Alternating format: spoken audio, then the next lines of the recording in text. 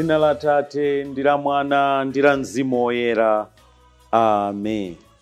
Ndikulandirani pano patiyankhuleni Ambuye.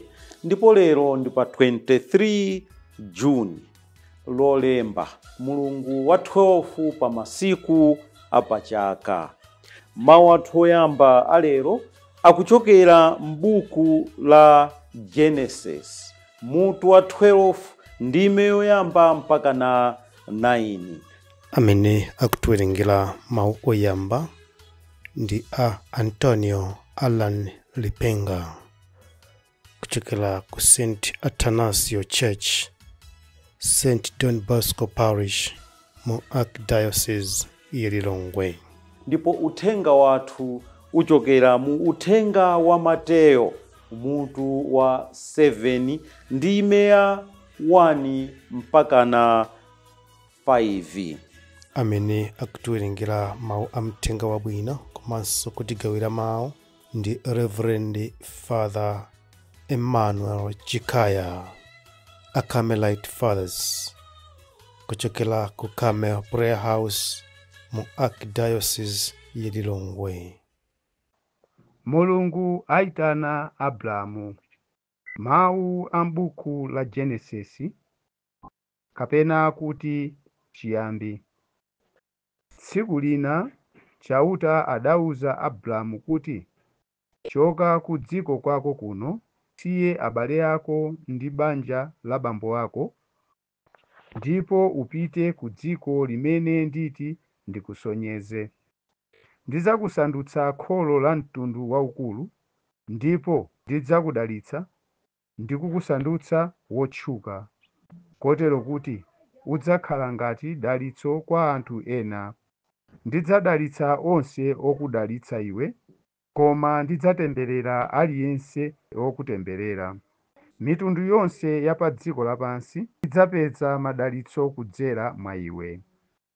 Abrahamu anali wa zaka 75 pamene ankachoka ku Harani, monga chauta adamulamulira. Ndipo Loti adapita naye limodzi. Abrahamu adatenga mkazi wake Sara, Loti mwana wa mng'ono wake, pamodzi ndi chuma chake chonse ndi antchito amene anali nawo ku Harani. Adayamba ulendo wonka ku Kanaani. Atafika ku Kanaani, Abrahamu adayendera dziko lonselo mpaka adakafika ku Sekemu, ku mtengo wa thundu wa ku More. Pa nthawi imeneyo nkuti Akanaani akadali mdzikomo. Chauta adaonekera Abrahamu namuwuza kuti, dziko limeneli ndidzapatsa zidzukulu zako. Choncho pamalo amenewo Abrahamu adamanga guwa kumangira chauta amene adamuonekera. Pambuyo pake adasendera ku mapiri akuvuma kwa Beteli, ndipo adamanga hema lake pakati pa Beteli chakuzambwe ndi Ai chakuvuma. Kumeneko adamangako guwa, ndipo adatama dzina la chauta mopemba. Adapitirira ulendo wake pang'ono-pang'ono kulowera ku Negebu, chigawo chakummwera. Mawu a Ambuye. Tithokoze Mulungu. Ambuye akhale nanu, akhalenso ndi mzimu wanu. Mawu a mu mthenga wabwino monga adalembera Mateyo woyera. Ulemu kwa inu Ambuye. Pa nthawi yomweyo Yesu adati, musamaweruze anthu ena kuti ndi olakwa, kuopa kuti Mulungu angakuweruzeni. Mmene inu mumaweruzira ena ndi mmenenso Mulungu adzakuweruzireni inuyo. Ndipo muyeso omwe mumagwiritsa ntchito poweruza ena, Mulungu adzagwiritsa ntchito poweruza inunso. Umaoneranji kachitsotso kamene kali m'maso mwa mnzako, koma osaganizako za chimtengo chimene chili m'maso mwako momwe.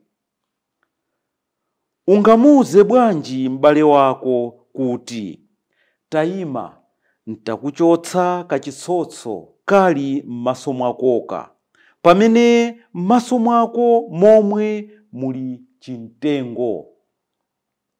Iwe wachiphamaso, yamba wachosa chimtengo m'maso mwako, pamenepo ndiye udzatha kupenya bwino nkuchosa kachitsotso kamene kali m'maso mwa m'bale wako. Uthenga wa Ambuye. Ulemu kwa inu Ambuye Yesu Khristu.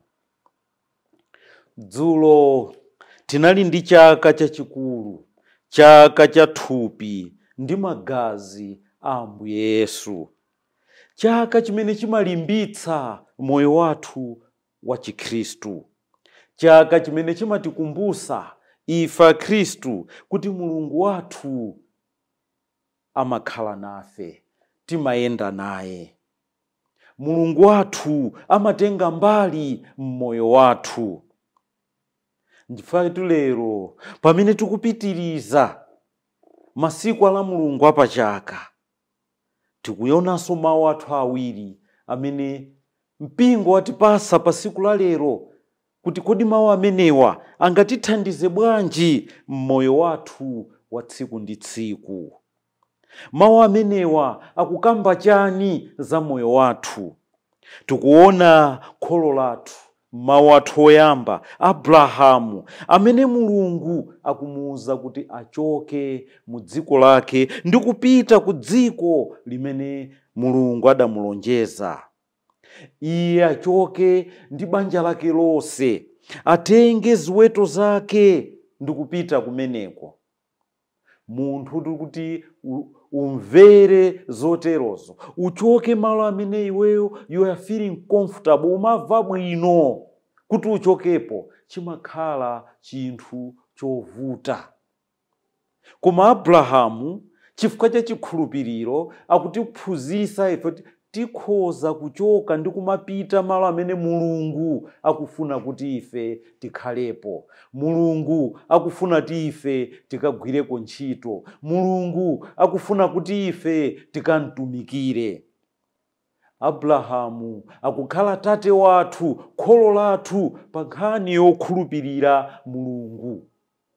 Sanaope, sananene kuti ineyo pamene ndilipa amoke ndikuva bwino sindingapitenso kwina. Anavomera ndi kupita kumene Mulungu anamuwuza. Kodi ifeyo timavomera kupita kumene Mulungu akutiwuza? Kodi ifeyo timapita kumene Mulungu akufuna tife tipite? Kodi ifeyo timavomera utumiki watsopano umene Mulungu atipasa kuti tipite tikatumikire kumene kapena tikayambise kumeneko? Kodi ifeyo m'moyo wathu timavomera kuyambaso maubwezi ena ndi anthu ena?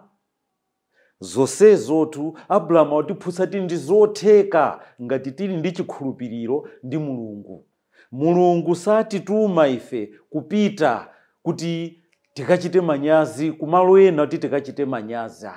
Mulungu amatituma kuti tikamtumikire Iye, tikagwire ntchito kumeneko, tikampembeze Iye, tikadziwise ena za ukulu wake. Abrahamu anapita kumalo amene anamuwuza, kumene samakudziwa, ndipo Mulungu amuzati malo amenewa ndi amene ine ndakupasa, ndi amene ine ndikufuna tiwe ukhale. Chifukwa cha kumvera kwake, Abrahamu akukhala kholo lathu pa moyo wathu wa chikhulupiriro. Kodi uthenga wathu wa lero ukutiphunzitsa chani? Uthenga wathu wa lero, Ambuye Yesu akutikumbutsa kuti ifeyo ndi amene timaziweruza tokha.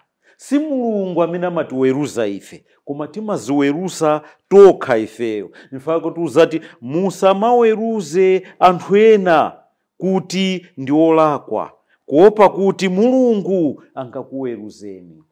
Kusonyeza ti standard ya chiweruzo chathu timayipanga tokha. Mulingo wa chiweruzo chathu timaupanga tokha chifukwa choweruza anthu ena. Mmene timaweruzira anthu enawo ndi mmenenso Mulungu adzatiweruzire. Nkhaza zimene timachitira anthu ena, nkhaza zomwezonso zidzabwera kwa ife.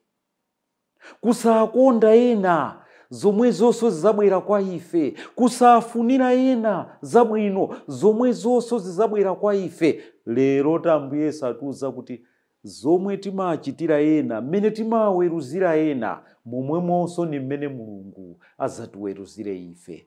That's the standard imene tikuzipasa tokha ya chiweruzo. Apa tizikuonezeratu kuti Mulungu sanatipase ife mphamvu yoti tiziweruza ena. Safuna kuti ifeyo tiziweruza ena. Chifukwa maweruzidwe athu anthu ena amakhala olakwika, ankhaza, opanda chifundo, osakonda, osafunira zabwino. Mulungu pamene akutiweruza ife, iyi ndi amadana ndi zolakwika zimene timapanga. Koma Mulungu yoti potiweruza amatikondanso. Kusonyeza ti chiweruzo chimene Mulungu ali nacho kwa ife chimakutidwanso ndi chifundo, chikondi chimene ali nacho mwa ife. Mulungu sangotiweruza popanda chikondi chake. Pamene akutiweruza amatifunira zabwino. Amadana ndi zolakwika zimene ife timachita. Amadana ndi machimo amene timachita. Koma amatikonda ife ngati ana ake, ngati anthu ake. Kodi inuyo ndi ine tikamaweruza ena timafikapo pa mulingo umenewu umene Mulungu ali nawo? Chifukwa kuti Mulungu popewa tife sitingafikepo akutiuza kuti tisamaweruze ena. Chifukwa timayikapo kwambiri umunthu wathu, kaya zidani zathu, timayikapo kuliphira kwathu, kusakhululuka kwathu. Lero Ambuye Yesu akutiuza kuti tisamaweruze ena. Uweruza bwanji nzako, umusogolera bwanji nzako pamene iweyo uli wakhungu, pamene iweyo uli osaona, pamene m'maso mwako muli chimtengo chimene chikupanga iwe kuti usaone. Faka Ambuye Yesu lero akutiuza kuti chosakaye chimtengo chimene chili m'maso mwako, chimene chikupangisa iwe kuti usaone bwinobwino, usakhale ndi maso auzimu.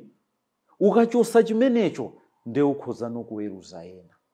Koma kuti tifike pamenepo tikhale anthu okhulupirira Mulungu nthawi zonse. Anthu odziwa kuti Mulungu ali nafe, amakhala nafe, amayenda nafe, amatekeseka ndi zimene ife tikupanga, amafuna nthawi zonse kukhala nafe. Inu ndi inetu pa tsiku la lero tidziwe ti pa chilichonse timene timachita, nthawi iliyonse imene ife tili moyo tikukhala, Mulungu amakhala pomwepo. Mulungu amayenda nafe, Mulungu amakhala nafe. Tikamaweruza ena tidziwe ti Mulungu amakonda, taweruze ndi mtima wachikondi, mtima wachifundo mmene Mulungu alili. Tikaterotu tidzakomesa moyo wathu.